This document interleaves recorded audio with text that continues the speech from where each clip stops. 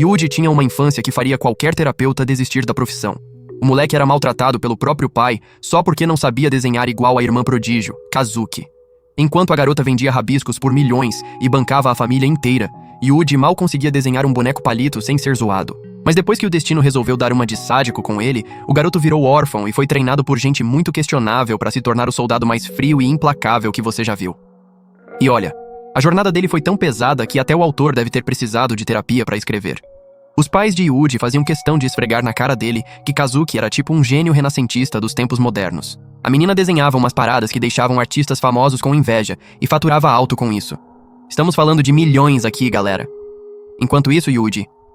Bem, ele podia contar nos dedos quantas vezes o pai olhou pra ele sem fazer cara de nojo. O garoto cresceu se escondendo da própria irmã porque virar piada ambulante já estava virando rotina. Mas Kazuki não era má pessoa não, muito pelo contrário. A menina queria tanto ajudar o irmão que virou praticamente a única amiga dele, ensinando até a jogar bola e enchendo o saco dos pais quando via ele sendo maltratado. Kazuki guardava até os desenhos horríveis do Yuji como se fossem obras-primas, tentando dar aquela força pra autoestima dele. Mas o pai... Esse dava um show de crueldade, zoando tanto os rabiscos do filho que o coitado destruía as próprias criações de pura vergonha. Aí num dia aleatório, apareceu um sujeito meio suspeito na casa deles oferecendo chocolate pro Yuji. O pai chamou o filho de decepção ambulante, mas o cara misterioso só deu aquele sorriso de vilão de novela mexicana. Pode anotar, isso não vai dar em coisa boa. Com o passar dos anos, Kazuki começou a esconder o próprio talento. Cancelou até os estudos em Paris para ficar lendo mangá com o irmão. Ela dizia que Yuji precisava fazer amigos ao invés de virar um eremita igual ao pai deles. As pinturas ocasionais dela viraram a única fonte de grana da casa, mas o tratamento do Yuji... esse só piorou. A família saía pra jantar fora todo santo dia e deixava pro garoto... pão velho. Tipo, aquele pão que até pombo recusaria. O moleque tinha que molhar aquela pedra em água só pra conseguir mastigar sem quebrar os dentes. Quando Kazuki descobriu essa situação depressiva, ela surtou e gritou pro irmão comer qualquer coisa da geladeira.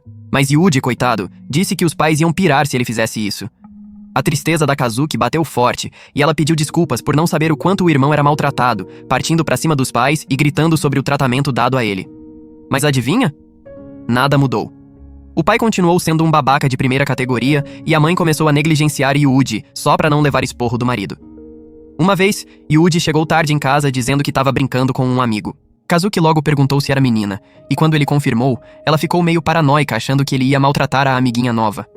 A garota disse que precisava avaliar se os amigos dele eram apropriados e ficou irritadinha com ele por sempre fazer amizade com garotas.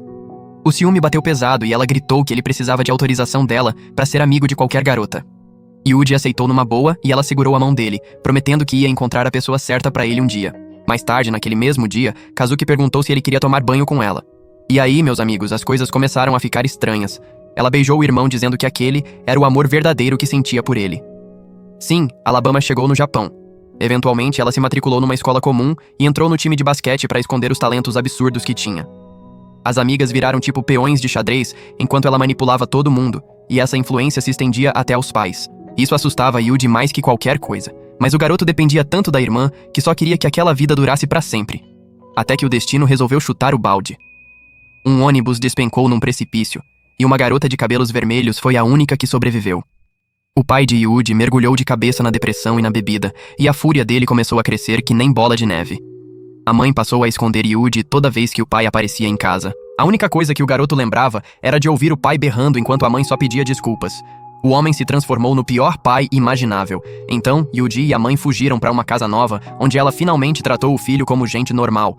Ele aproveitava a comida caseira dela e sentia que estava vivendo no paraíso, mesmo estando duros. Longe do pai, eles encontraram felicidade. Mas a paz deles tinha prazo de validade curto, e 1 ano depois, o pai finalmente achou eles de novo. O homem disse para a mãe de Yuji que ela ia botar mais um ovo de ouro para ele.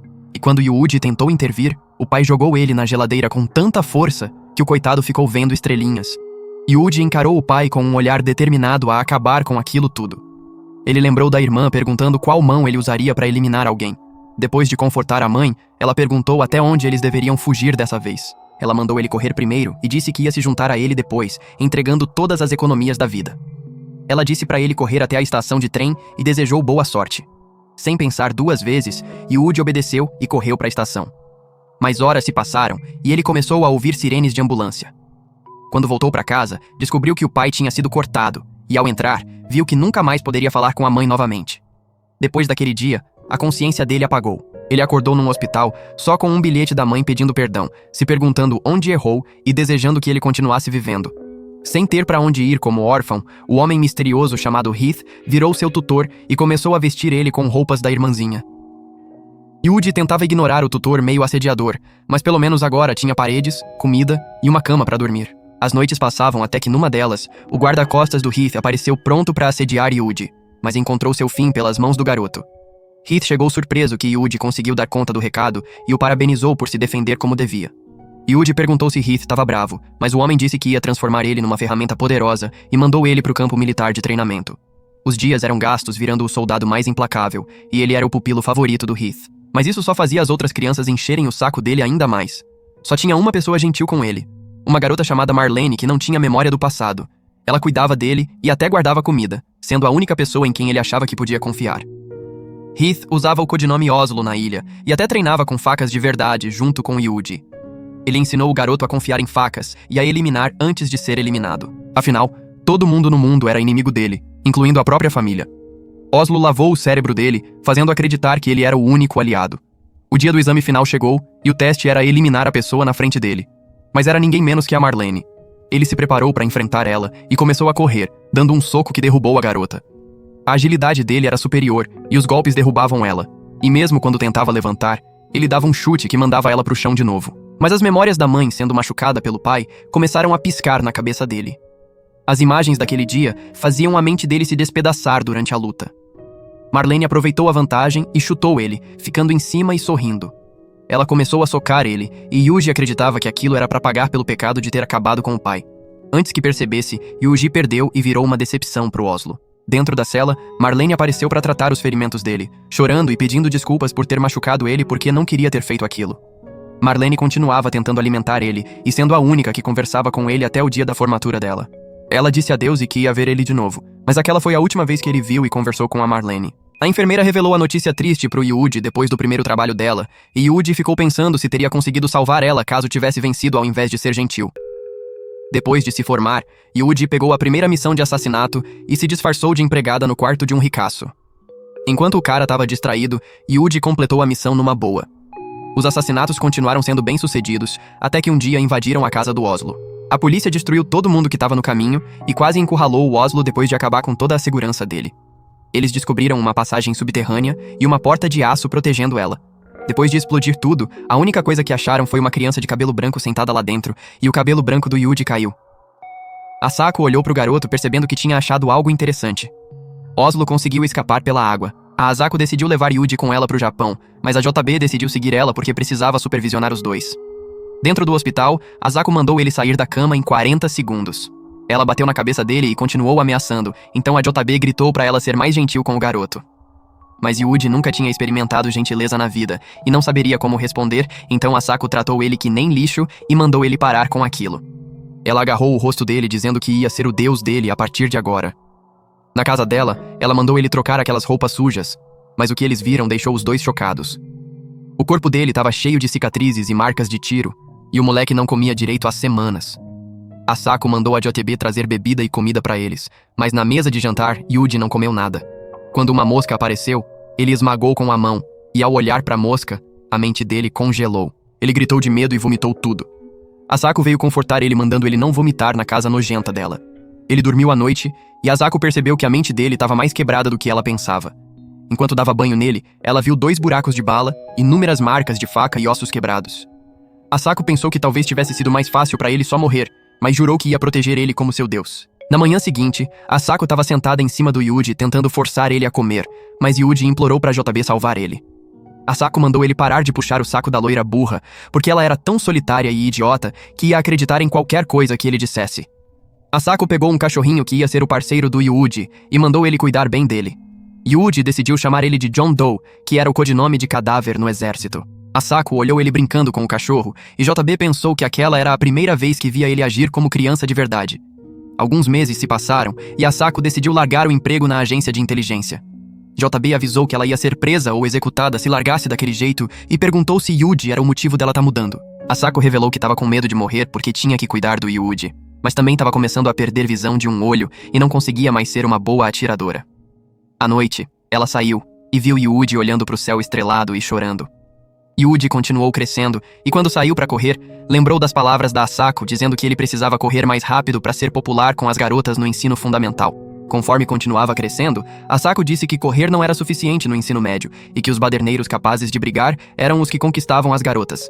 Ela começou a treinar ele para ficar forte, ensinando ele a ser alguém poderoso que luta pelos motivos certos, ao invés de usar a força para machucar os outros.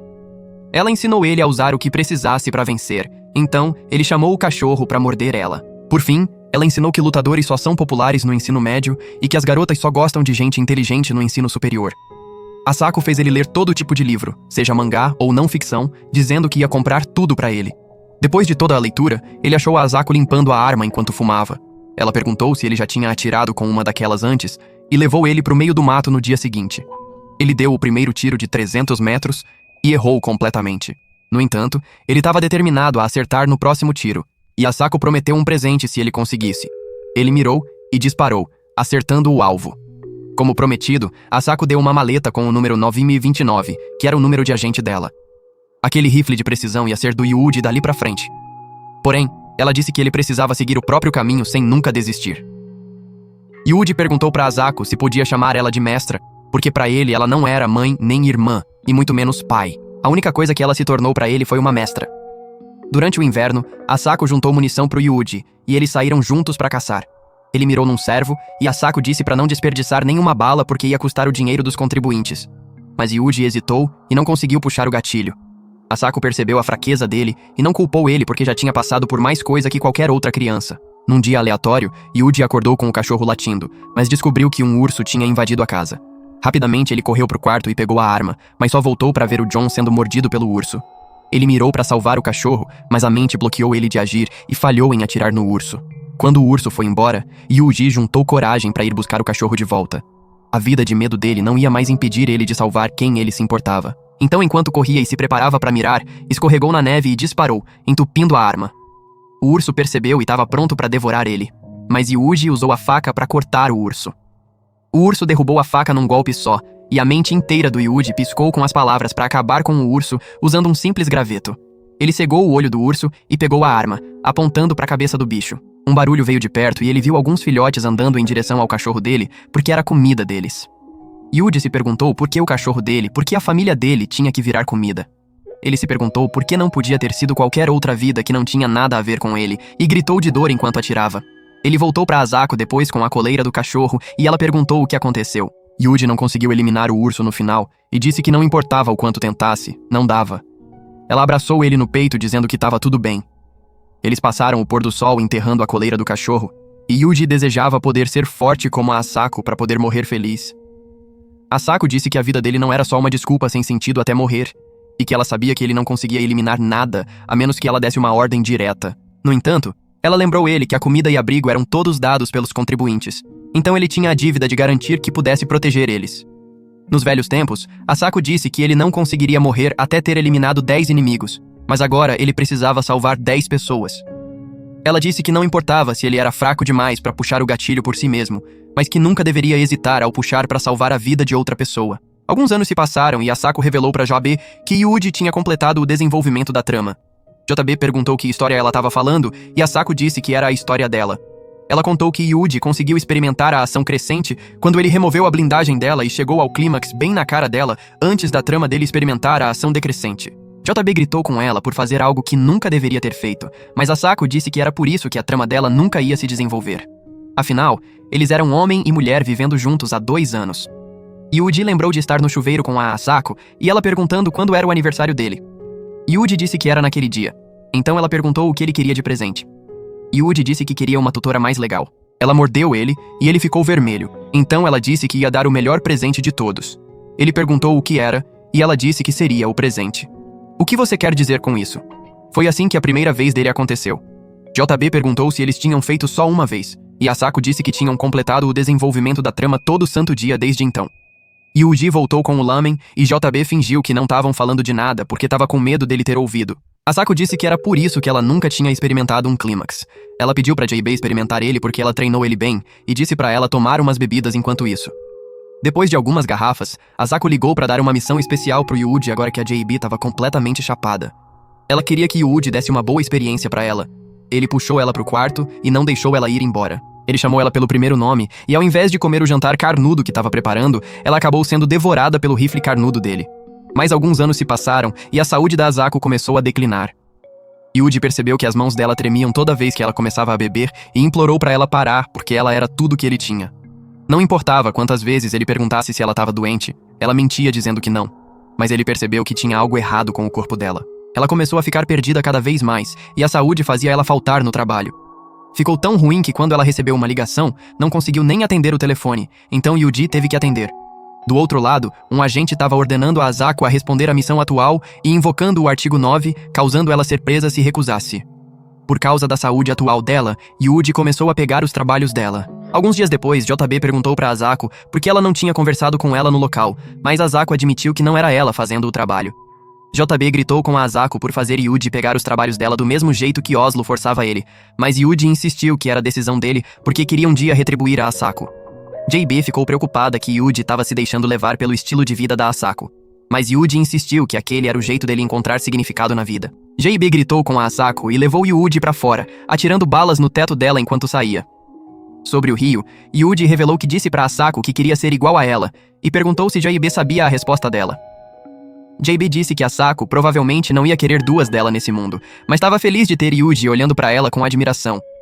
Ela perguntou uma última vez se aquele era o caminho que ele queria seguir, mas ele disse que era a única forma dele retribuir a dívida que tinha com elas. Depois que saíram, Asako disse que ele ia para a América estudar na escola militar. Um homem negro grandão perguntou o que ele estava fazendo naquele buraco, e Yuji revelou que era porque tinha eliminado os pais. Isso assustou o cara, mas Yuji disse que estava só brincando.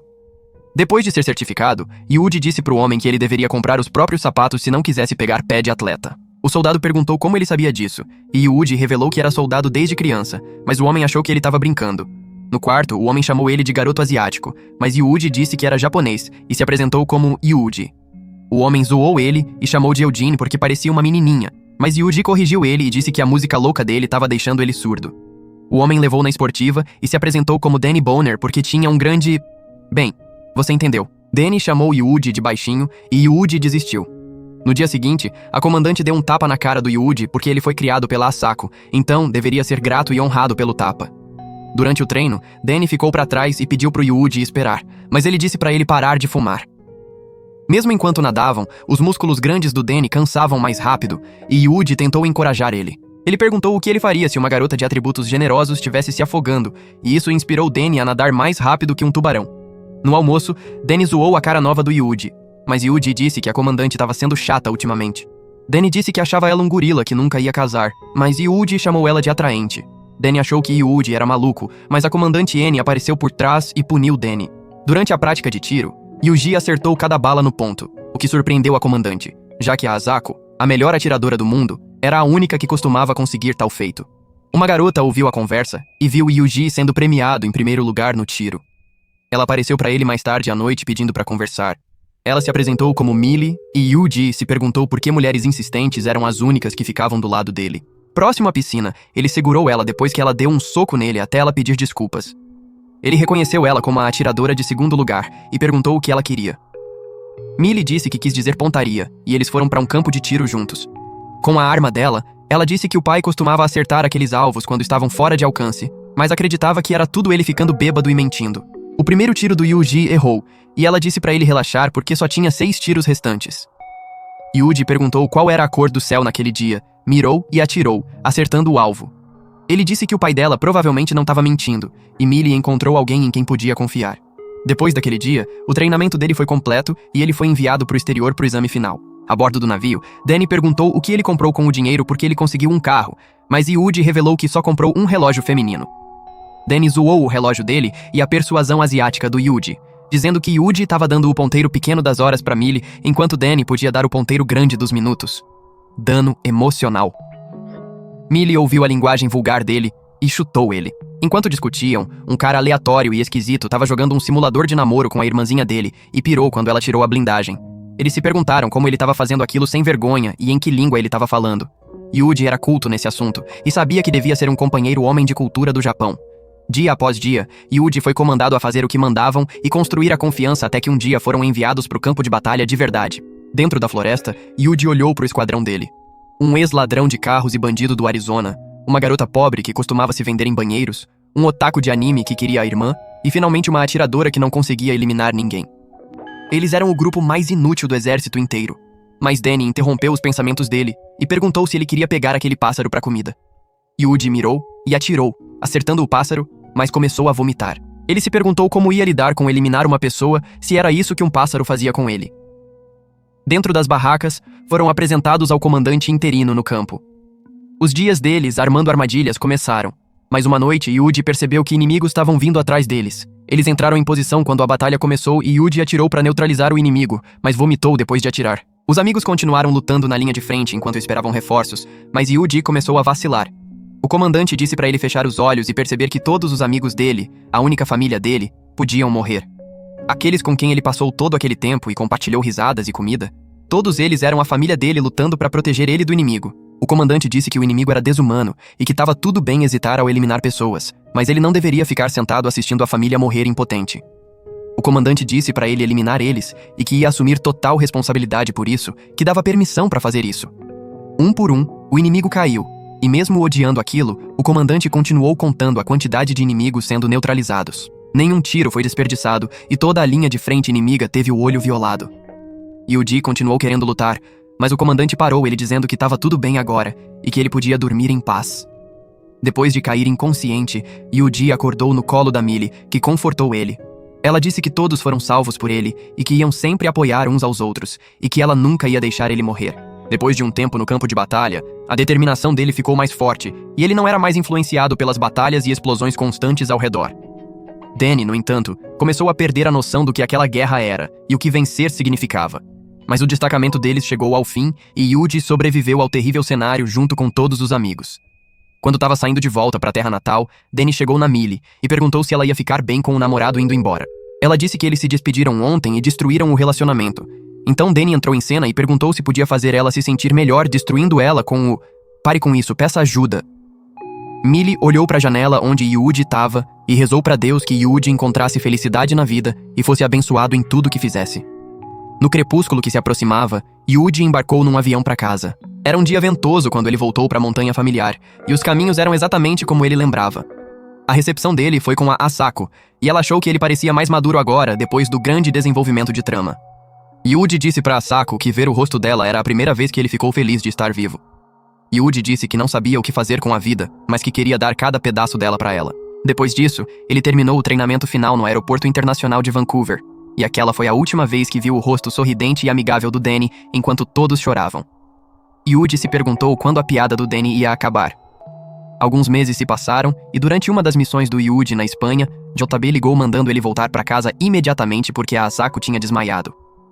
A única informação que ele recebeu era que era uma condição crônica de levar tiro várias vezes na vida. Os médicos tentaram tratar ela, mas o corpo tinha ficado extremamente frágil de todas as substâncias que foi forçada a tomar durante o destacamento.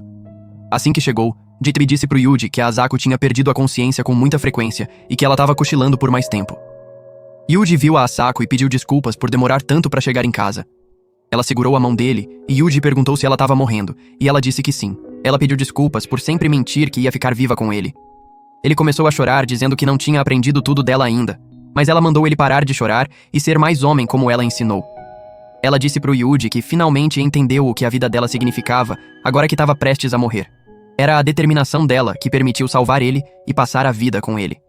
Yuji chorou dizendo que ela era a única graça salvadora numa vida que o traiu em todo ponto. Ele disse que queria acreditar nela até o fim, porque ela era a única razão que ele tinha para viver. Asako disse para ele viver a vida pelo próprio bem dali pra frente. Afinal, esse era o tipo de homem que ela sempre quis que ele se tornasse. Ele disse que não conseguia e que só sobreviveu por causa dela. Toda vez que ele estava com frio, ela era o calor pro qual ele podia se virar. Ele se perguntou que tipo de futuro ia ser sem ela, mas ela encorajou ele a descobrir sozinho, a continuar lutando e se esforçando e ser o homem que ela sempre quis que ele se tornasse. Ela disse que aceitou que ia partir, mas Yuji perguntou quem deu permissão para ela.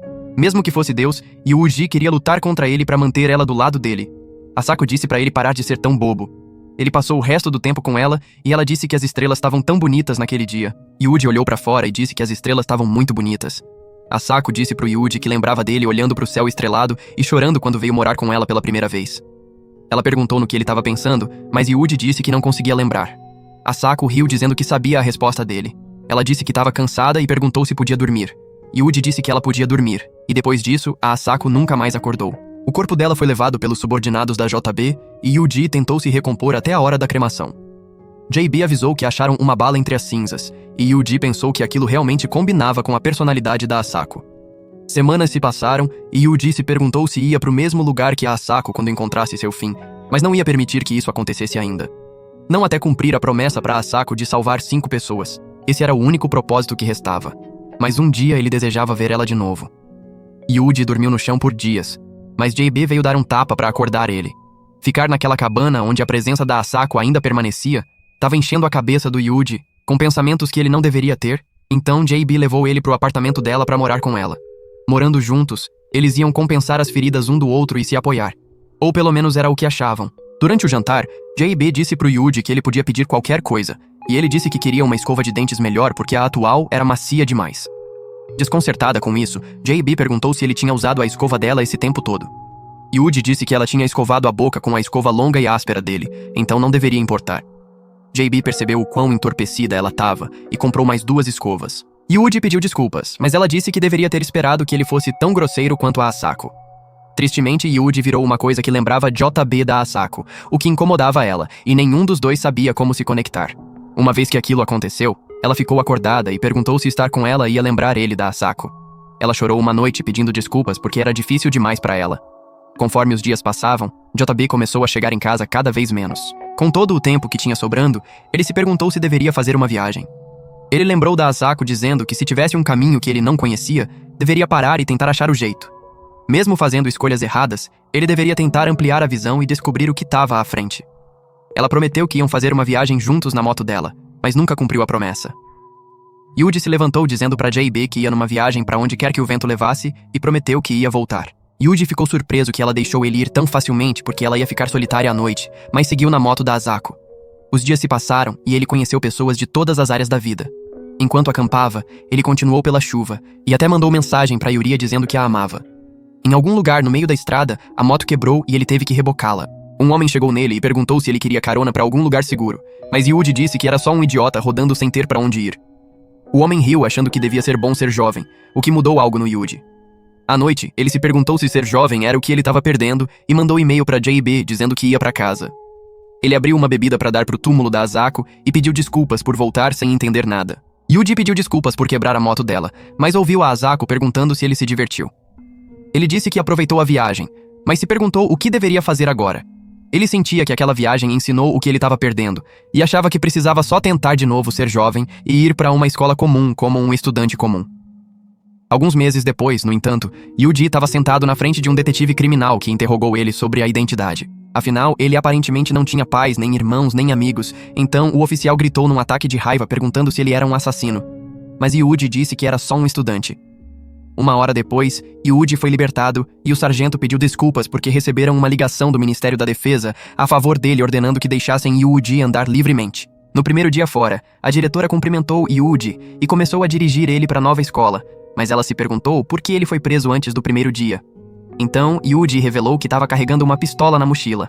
Essas palavras fizeram a garota gritar com as mãos fora do volante, e um caminhão estava prestes a achar as novas vítimas de Isekai. Mas Yuji pegou o controle do volante e salvou eles de entrar no gênero inteiro. No entanto, a garota já tinha se mijado toda e quase bateu em outro carro antes de chegarem na academia. Aquela era a escola normal que ele desejava, e dentro dos portões, a diretora se apresentou como Chizuru. Mas Yuji percebeu que tinha algo errado. Mesmo sendo dia de semana, o campus parecia uma cidade fantasma. Então a diretora revelou que só havia 5 outros estudantes vivendo no campus com ele. Mas Yuji tinha uma última pergunta, e perguntou se aquela era realmente uma escola comum. A diretora disse que era uma escola normal de verdade, mas por causa das condições dele, aquela era a única instituição que podia aceitá-lo. Quando chegou no dormitório, uma empregada apareceu atrás do Yuji e se apresentou como Sachi. Mas ele se perguntou por que ela estava usando o uniforme de empregada quando era estudante. Ela mostrou o quarto dele, e enquanto ele achou que parecia bem contido, tinha algo estranho sobre aquilo. Naquela noite nos banhos, ele se perguntou se aquela ia ser realmente uma vida comum. De manhã, Yuji decidiu mostrar os atributos para a população inteira. Tomou um colírio e um shot de suco de uva antes de começar a corrida de 26 milhas. Apesar de estar num lugar diferente, nada tinha mudado desde a época que morava com a mestra. Ele lembrou do jeito que ela ensinou ele a ser um corredor rápido para conseguir as garotas quando fosse jovem. E no ensino médio era sobre derrotar os outros nas brigas, mas depois disso era tudo sobre o quão inteligente ele era. Ele continuou lembrando como ela era a única pessoa que tinha sido uma esperança na vida dele, mas por causa da atitude avassaladora dela, percebeu que ficou cansado de lidar com mulheres avassaladoras desde então. Quando abriu a porta para sair, uma garota de cabelo vermelho caiu na frente dele e expôs a blindagem dela, enquanto outra de cabelo laranja correu na frente dele e pulou no sofá. A de cabelo vermelho pulou em cima dela e começou a tentar escovar o cabelo, e Yuji se perguntou por que aquilo parecia uma configuração de desenvolvimento de trama. Ele tentou se apresentar para as garotas, mas a de cabelo vermelho ficou chocada ao ouvir o nome dele. No entanto, ela tentou se apresentar de volta dizendo que o nome dela era Amani e fez Makina se apresentar também. Mas ela estava assustada demais para apertar a mão dele no começo. Enquanto andava pela escola, ele conheceu aquela Tsundere Michiru, e no final do dia conheceu uma garota chamada Sachi. Porém, quando tentou chegar mais perto para se apresentar, ela quase cortou o pescoço dele com um estilete.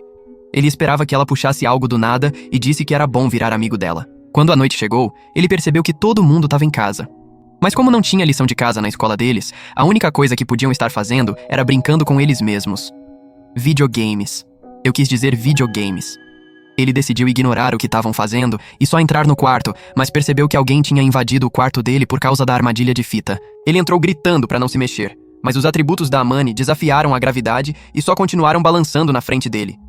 Ele se perguntou por que uma dançarina estava no quarto dele quando não era aniversário dele. Ela riu de quão direto a reação dele foi, e quando ele entrou para abrir a geladeira, ela perguntou como ele estava andando tão calmamente pro quarto. Então ele disse que ela era quem estava ostentando os canhões de trama gigantes, mas ele achou que estavam incríveis. Alguns minutos depois, ela disse que ele parecia acostumado com mulheres, então se perguntou se ele tinha uma irmã mais velha para lidar. Yuji revelou que costumava ter uma até ela falecer, então Amani pediu desculpas por mencionar ela. No entanto, ela queria perguntar qual era o nome da irmã, e Yuji disse que era Kazuki. Ouvir aquele nome chocou ela, mas ela finalmente terminou de se trocar e perguntou se ele achava que ela estava bonita. Mas Yuji disse que ela estava pior que o cachorro morto dele. Dano emocional. Ela achou ele frio, mas perguntou o que eram aqueles recipientes misteriosos na mesa. Então ele disse que era o jantar dele. Depois de ouvir quão miserável a refeição dele ia ser, ela decidiu que ia preparar jantar para ele como irmã mais velha nova. Mas ele disse que ela precisava ter cuidado com essas palavras porque ele foi criado numa casa saída direto do Alabama. Depois que ela saiu para preparar comida para ele, Yuji percebeu que tinha algo estranho porque a porta estava trancada de manhã. E como não tinha evidência de ter sido destruída, ele se perguntou se ela conseguiu arrombar a porta e percebeu que ela era a única coisa extremamente estranha sobre a escola. Ela lembrou do dia em que o ônibus da escola caiu do penhasco e as cenas horríveis que viu naquele dia e disse as palavras: "Eu te encontrei, Yuji." Yuji percebeu que aquela não era uma escola normal, nem um pouco, e que cada uma daquelas garotas provavelmente tinha algo estranho que estavam escondendo. Naquele momento, ele recebeu uma ligação da JB dizendo que tinha uma nova missão atribuída a ele. Então ele pegou a mala e colocou o código, percebendo que aquela não era a vida escolar comum que ele sonhou. Na manhã seguinte, JB apareceu e perguntou se ele estava curtindo a nova vida escolar, mas ele disse que estava gostando muito mais antes dela aparecer. Ela ficou triste que ele ainda estava dando gelo, mas perguntou se ele estava curtindo aquela nova vida comum na escola comum. Então Yuji disse que a única coisa que não era comum era o quão feia a cara dela era. Ela disse pra ele ter cuidado ou podia morrer acidentalmente, mas ele disse que seria melhor do que ver a cara feia dela todo dia. Job percebeu que as palavras dele bateram mais forte que ele costumava bater nela, então decidiu sair e deu a mais sinistra derrapada enquanto ia embora. Quando ele voltou pra aula, Amani perguntou quem era a loira burra. Então ele disse que era só a chefe dele do trabalho, mas quando Amani perguntou o que ele fazia, ele disse que só limpava lixo, então ela podia considerar trabalho sujo. No entanto, ela sentou e disse que tinha algo importante que precisava saber, perguntando qual era o relacionamento dele com a garota loira. Ele chamou ela de burra e perguntou se ele parecia o tipo de cara que tem namorada, mas ela achou que ele era um mistério. No entanto, contanto que ele não tivesse namorada, era tudo o que ela queria saber, e foi embora. Assim que ela saiu, Yuji percebeu que Michiru estava bisbilhotando, mas ela disse que não era como se ela gostasse dele nem nada, e chamou ele de baca. Legal. Depois da corrida diária do Yuji, ele percebeu que Amani estava tentando arrombar o quarto dele, mas escapou e tentou escutar ela enquanto procurava por ele. Ela estava chateada que não conseguiu dar um beijo de bom dia, mas ele percebeu que ela podia só estar fingindo se já tivesse notado ele. Ela começou a vasculhar as roupas dele e começou a cheirar a camisa pensando que ia deixar ela louca. Ela pulou direto na cama dele e começou a implorar pro Yuji parar.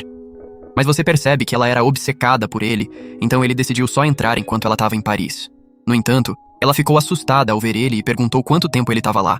Então ele disse que assistiu ela o tempo inteiro. dizendo pra ela ver o lado positivo porque pelo menos ela notou ele antes das coisas piorarem. Mas ela gritou pra ele sair do quarto. Mais tarde naquele dia, Amani torceu o tornozelo durante a aula de educação física. Então Yuji correu pra carregar ela até a enfermaria. Depois de tratar o ferimento dela, Yuji começou a ir embora, mas ela se agarrou nele e implorou pra ele não ir embora ainda. Depois de ficar cansado dela, ele disse pra ela cuspir o que queria dele logo. Então ela pediu pra ele sair com ela. Ele perguntou por quê, e ela disse que era porque o amava. Foi amor à primeira vista.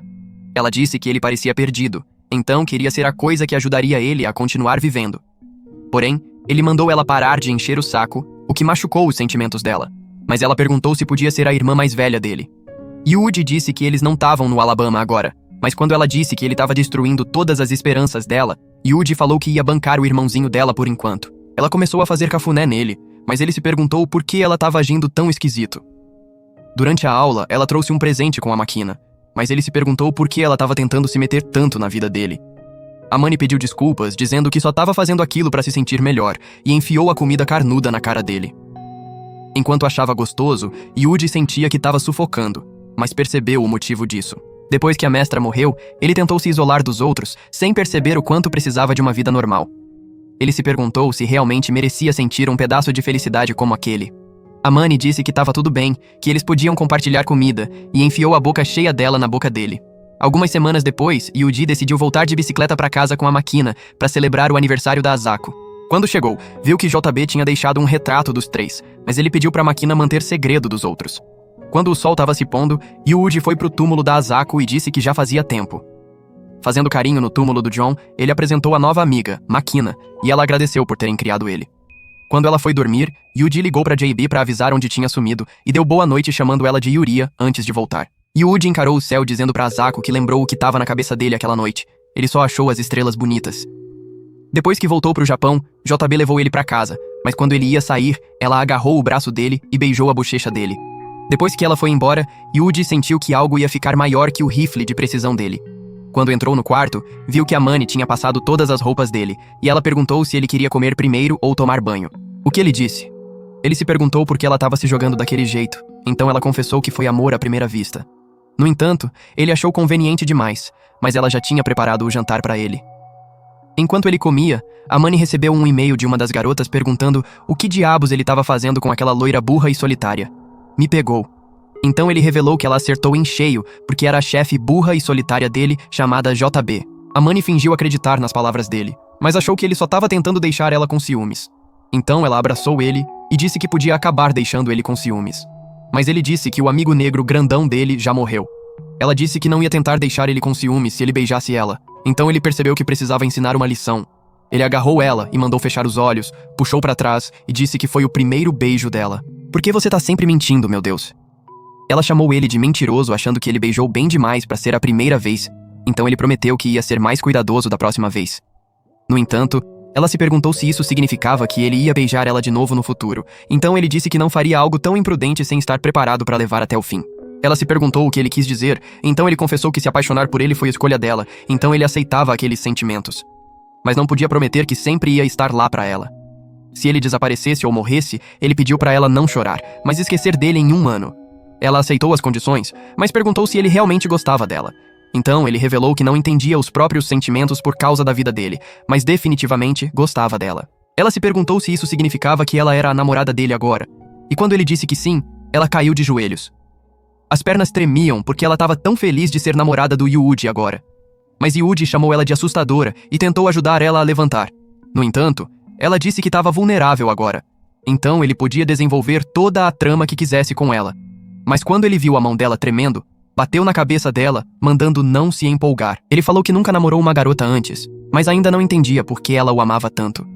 Então, quando ela tentou dizer que foi amor à primeira vista, lágrimas começaram a cair dos olhos dela. Ele se perguntou por que ela estava chorando. Depois de um pouco de silêncio, ela revelou a escola que frequentou e perguntou se ele já tinha ouvido o nome Kazuki. Aquelas palavras o chocaram e ele disse que era a irmã dele. Então ela revelou que 6 anos atrás, o ônibus das garotas caiu do penhasco e todas as garotas desapareceram, mas ela foi a única sobrevivente. Ele se perguntou por que ela tinha se escondido todo aquele tempo, então ela revelou que sabia que ele era irmão da Kazuki desde que ouviu o nome dele, mas não conseguiu contar. Então ela se levantou e disse que tinha algo para mostrar para ele. Quando voltou, ela mostrou um diário que costumava escrever naquela época. Yuji abriu. Num dia ensolarado, o ônibus do time de basquete feminino estava voltando para a escola, mas o pneu furou e o ônibus ia fazer o trabalho do caminhão Kun de mandar mais vítimas pro Isekai. Então ele caiu do penhasco e foi completamente destruído. Quando Amane acordou, Kazuki disse para ela sair logo e entregou os óculos. Quando saíram do ônibus, ela se perguntou quem deveriam salvar primeiro. Então Kazuki revelou que ia começar salvando a garota que ela mais odiava, porque se salvasse ela por último, podia estar cansada demais para se importar em salvar ela. Uma vez que todas as garotas foram resgatadas, Kazuki tentou procurar sinal, mas nenhuma das garotas tinha conexão. Além disso, a bússola não estava funcionando. Elas estavam cercadas por penhascos que não conseguiam escalar, e o único caminho que restava era uma selva perigosa. De volta ao acampamento, Ritsu percebeu que a professora tinha uma concussão leve, enquanto Hiroka tinha o joelho fraturado. Sakurai foi cortada no estômago e Kanada arranhara a cabeça. Kazuki disse que podia tratar elas e pediu para ferver água para fechar a ferida. Enquanto se preparava para dar os pontos, Kazuki pensou que ia começar com a Kanada primeiro, porque ela tinha o ferimento mais leve. Então, se as outras morressem logo, pelo menos ela não perderia tempo examinando elas. Isso não é ridículo. Não é ridículo dizer isso. Amane se perguntou se ela tinha amigas, mas Kazuki disse que ela era a única amiga dela no momento. Depois de tratar todas as garotas, Kazuki percebeu que o próprio braço estava rachado porque ela amarrou o cinto de segurança para se preparar para o impacto. A professora finalmente acordou e Kazuki tentou explicar a situação. Um pedaço de metal provavelmente caiu do caminhão na frente deles, o que fez o pneu estourar. Agora que estavam presas longe do resto, a presidente sugeriu que ficassem no lugar e esperassem o resgate. Mas Kazuki rejeitou aquela ideia. Elas mal tinham comida e água, então precisavam tentar escapar antes que os recursos acabassem. No entanto, a presidente chamou ela de tola por achar que poderia sobreviver nas montanhas. Então, Kazuki pediu desculpas por ter passado dos limites. Enquanto Amane estava juntando coisas do ônibus, ela se perguntou por que Kazuki pediu desculpas. Então ela revelou que só pediu desculpas porque a presidente ia ser forçada a admitir que ela estava certa. Mas Amane achou que aquele era o pior momento para brincar com as vidas delas. Enquanto todas as garotas acampavam à noite, Amane se perguntou o que Kazuki estava fazendo. Então ela revelou que estava lendo um livro, porque se alguma vez colocasse os olhos numa página, conseguia memorizar todas as palavras com a memória fotográfica e ler quando quisesse. Na manhã seguinte, Amane viu uma garota jogando o telefone pro ar para pegar sinal, mas Amane achou que estavam completamente ferradas. Enquanto viajava pela floresta procurando Kazuki, achou ela escondida em alguns arbustos, mas ela revelou que só estava coletando grama comestível, afinal podiam não ser resgatadas em 3 dias. Mas Amane disse para Kazuki não fugir sozinha porque estava preocupada com ela. No entanto, aquelas palavras chocaram Kazuki porque ela nunca achou que alguém ia se preocupar com ela. Quando voltou pro acampamento, uma das garotas disse para ela ficar com a Kazuki porque ela tendia a se isolar sozinha. Então ela disse que se alguma vez estivessem numa discussão, deveria só dizer certas palavras e sussurrou no ouvido dela. Dentro da barraca, Kazuki e Amane começaram a tratar 2 das garotas que estavam feridas, dizendo para uma delas não coçar os ferimentos, não importa o quanto piorassem.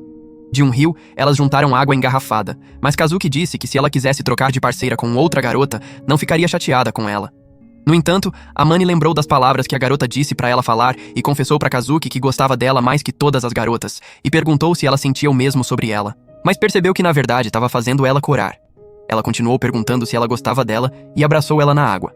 Mas antes que Kazuki pudesse gritar com ela, ouviu o som de um helicóptero, e todas as garotas tentaram gritar por ajuda. No entanto, o helicóptero voou direto passando por elas. Mas Amane teve uma ideia, então correu pro ônibus e apertou a buzina, fazendo o helicóptero voltar. Mas o helicóptero nunca retornou depois daquilo. À noite, Kazuki ficou acordada.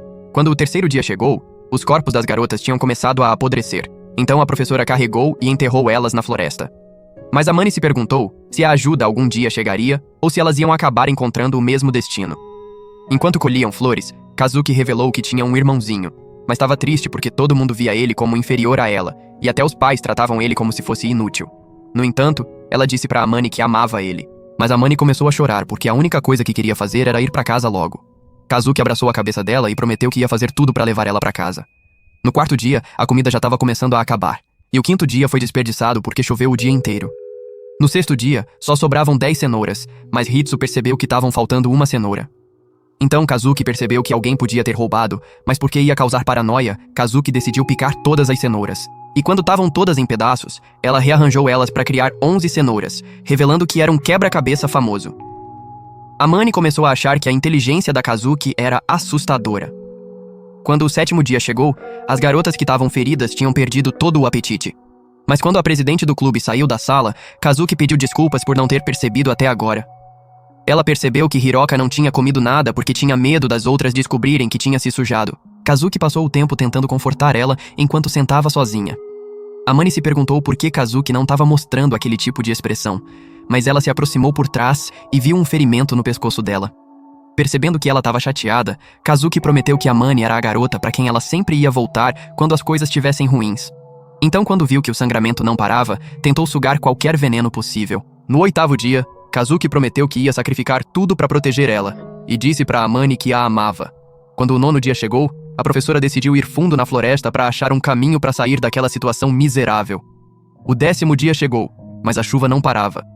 E Kazuki disse para ela parar de falar os pensamentos em voz alta. Enquanto escrevia os pensamentos no diário, ela disse para ela comer alguns caracóis para animar. Mas Amane estava começando a cansar daqueles caracóis nojentos. De volta na barraca, Kazuki percebeu que uma das garotas tinha vermes crescendo do ferimento, mas disse para Amane só cuidar da Hiroka. Enquanto Amane tentava tratar a garota, a única coisa que ela ficava dizendo era que queria ser mandada pro Isekai. Durante o 11º dia, uma das garotas já tinha começado a perder a cabeça, enquanto outra garota estava ficando triste porque o cachorro dela estava começando a pegar febre. Ainda assim, a única coisa que trazia esperança era que a professora podia voltar com ajuda. Mas a esperança delas já estava ficando fina. Elas já tinham recorrido a comer insetos e beber água não purificada, causando as barrigas delas doerem a noite toda. Mas pelo menos quando dormiam, podiam esquecer todas as dores temporariamente. O cachorro da Komori morreu no 12º dia. Mas ao invés de enterrar ele, Kazuki sugeriu que comessem ele. Komori chorou, mas também concordou com elas. No entanto, uma delas tinha que esquartejar ele, então Kazuki decidiu fazer. Apesar de mal ter carne, todas choraram porque finalmente conseguiram comer algo. Com aquela única mordida, as vidas delas foram estendidas, e elas nunca iam esquecer aquele gosto pelo resto das vidas. O amaldiçoado 13º dia chegou quando Komori desmaiou de comer um veneno no botão da flor e nunca acordou. As garotas feridas estavam constantemente num estado catatônico delirante, e todas elas já estavam começando a desistir da esperança. A única coisa que Kazuki conseguia pensar no 14º dia era no irmão, e Kazuki prometeu que ia apresentar Amane pro Yuji se elas alguma vez voltassem. Naquele momento, a professora finalmente retornou, feliz de ter conseguido achar o caminho de volta. No entanto, tudo o que aquilo significava era que ela falhou. Hiroka faleceu, e enquanto a professora carregava ela, todas elas tiveram o mesmo pensamento, mas nenhuma ousou falar. Depois de perceber o quão vil ela tinha se tornado, Amane desmaiou. O 15º dia chegou e trouxe mais 2 mortes com ele. Mas a única coisa que Amane conseguia pensar era que pelo menos tinha uma boca a menos para alimentar. Todas elas começaram a desejar que as outras morressem, mas a presidente voltou dizendo que a professora conseguiu pegar um cervo, então deveriam aproveitar o bife de carne de veado para continuar vivas. Amane veio dizer para Kazuki que finalmente conseguiram carne, mas ela decidiu passar porque podia conter doenças que iam acabar com a vida dela. Vendo que Kazuki não ia comer, ela rejeitou a refeição também, então alguém agarrou elas. Mas naquela mesma noite, Kazuki acordou Amane para mostrar que a presidente e a professora estavam indo para a floresta. Então agora era finalmente a chance delas de escapar. Ela disse que iam sair daquele lugar e chegar em casa, mas não tinha tempo para explicar. Então ela disse para ela se apressar antes que alguém percebesse. Ela disse que não podia levar mais ninguém com elas, porque todas eram zumbis naquele ponto. Enquanto andavam pela floresta, Kazuki disse que ia mostrar tudo para ela, e quando chegaram, ela disse para dar uma olhada. Amane viu muita madeira porque estavam na floresta, mas gritou quando pousou os olhos num uniforme de estudante. Então a professora percebeu que alguém estava se escondendo lá. Imediatamente, Kazuki puxou ela para fugir. E enquanto corria, ela percebeu que todas elas não estavam comendo cervo. A professora continuou se aproximando delas como se fosse direto de Attack on Titan, mas Kazuki virou e bateu no rosto dele com a mochila, nocauteando ele. Amane se perguntou se estava sonhando, mas Kazuki disse que era melhor pararem de pensar nas amigas como humanas. Sakuma apareceu diante dos olhos dela, mas ela disse que ela era uma causa perdida porque já estava do lado delas. Então Kazuki começou a fugir. Aquele era o mundo em que elas estavam vivendo, a regra daquela vida. Mas Amane desmaiou e começou a chorar.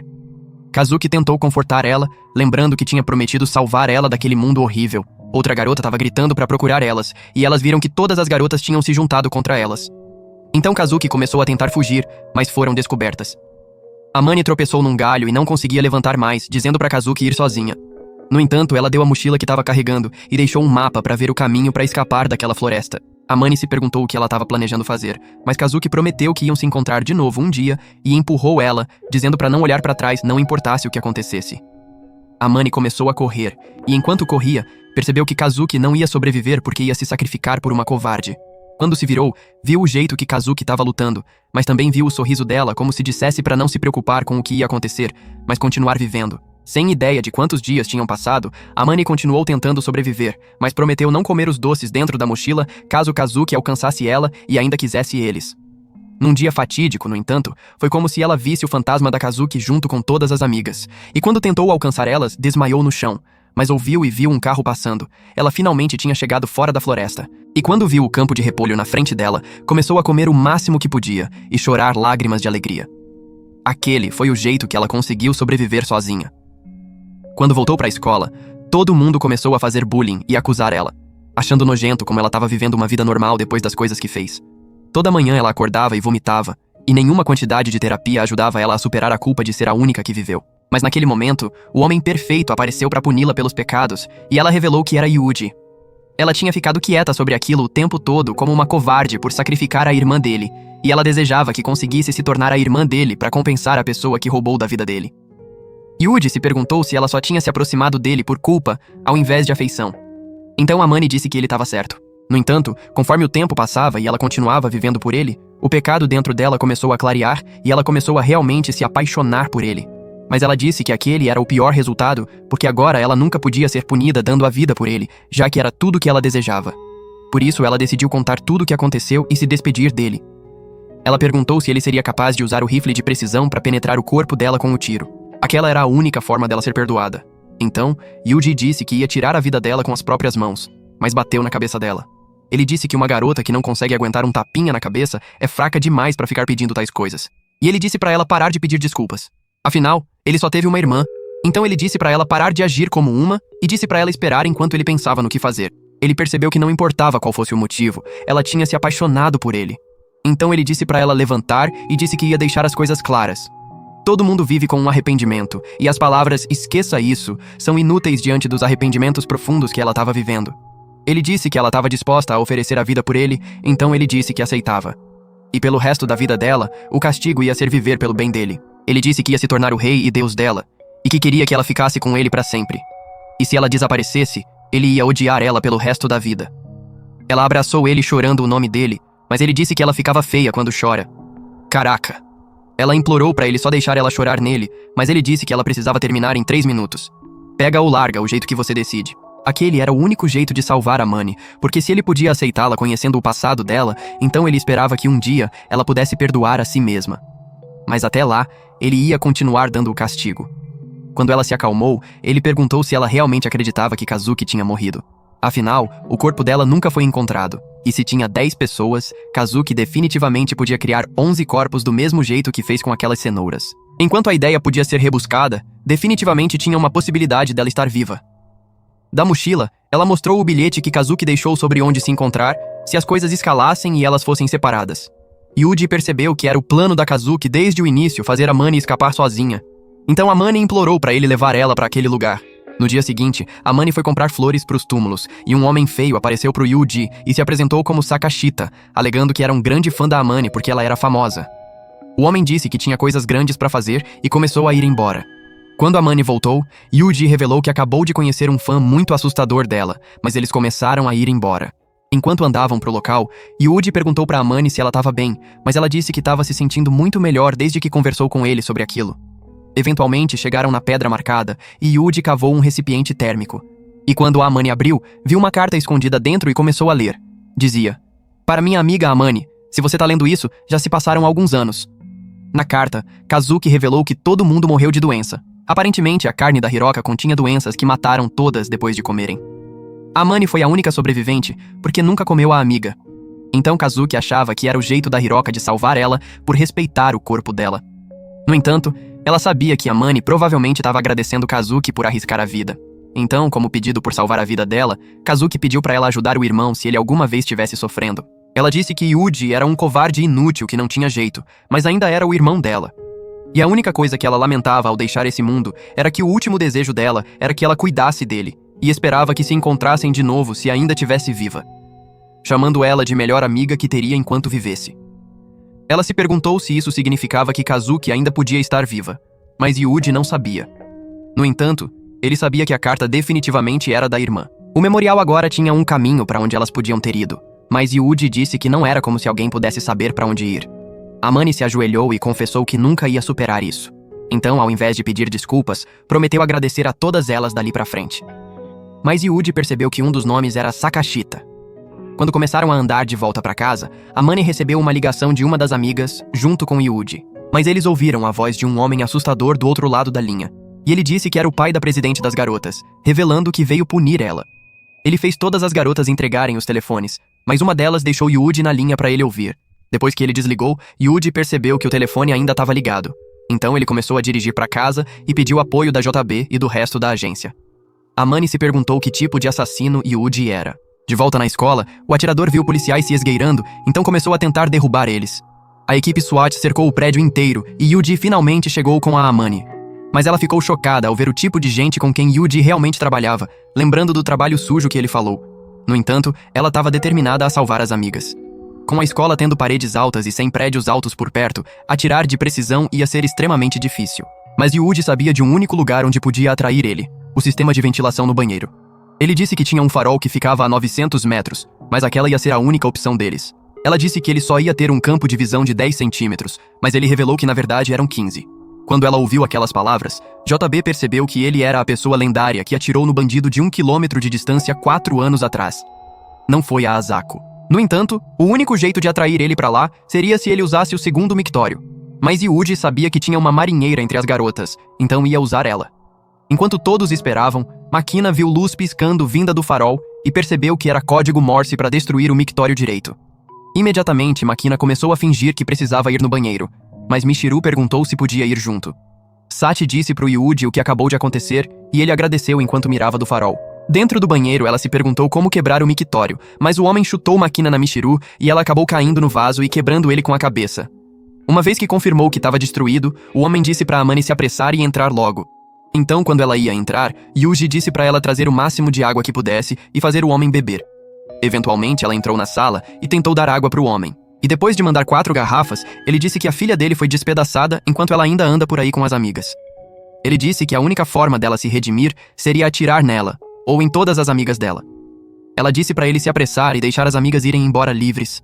Mas quando ele chegou mais perto, o homem bateu na cabeça dela com a parte de trás da arma e começou a jogar ela. O homem se perguntou o que ela tinha comido.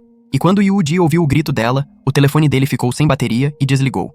Ele perguntou pra JB qual era o status, mas nenhum deles tinha ideia. Então ela perguntou se deveriam infiltrar, mas ele disse que ia continuar esperando. O homem arrastou ela para fazer uma festa do chá, mas Yuji continuou esperando. O assustador empurrou ela para dentro de uma cabine e disse para ela esperar. Ele andou até o vaso sanitário. Naquele instante, o homem caiu da dor do ombro sendo raspado, mas Amani fugiu com a arma. Os policiais entraram na sala e as garotas foram todas resgatadas enquanto ele estava sendo arrastado. Depois de guardar o rifle de precisão, Yuji percebeu o campo de visão de 10 centímetros de onde atirou e perguntou para Asako se tinha chegado um pouco mais perto dela. Ele andou de volta para a JB, que disse que todas estavam salvas. A diretora parabenizou ele pelo trabalho duro, mas ele disse que mesmo que aquela escola seja comum, aquela era a escola dele. E ele foi ver todas as garotas que abraçaram ele. Naquele mesmo dia, um navio de polícia gigante estava seguindo um iate não identificado. Mas um homem veio e derrubou o navio junto com o helicóptero que estava seguindo. Foi naquele momento que Yuji parou de contar a história da vida para JB e recebeu uma instrução dos comandantes militares para completar uma missão sob o artigo 9. Eles lembraram que falhar não era uma opção e rejeitar aquela missão seria o mesmo que traição. Yuji ficou em posição deitada, mirando diretamente no alvo. Ele ouve a caixinha de música que Oslo costumava tocar para ele e as palavras que convenceram ele a se tornar o homem que é hoje. No entanto, ele começa a perceber que aquele era o pior cenário possível. E por hoje é só, galera. Será que Yuji vai conseguir completar sua missão? Comenta. Atirador de Elite se chegou até aqui. Obrigado por assistir e até a próxima.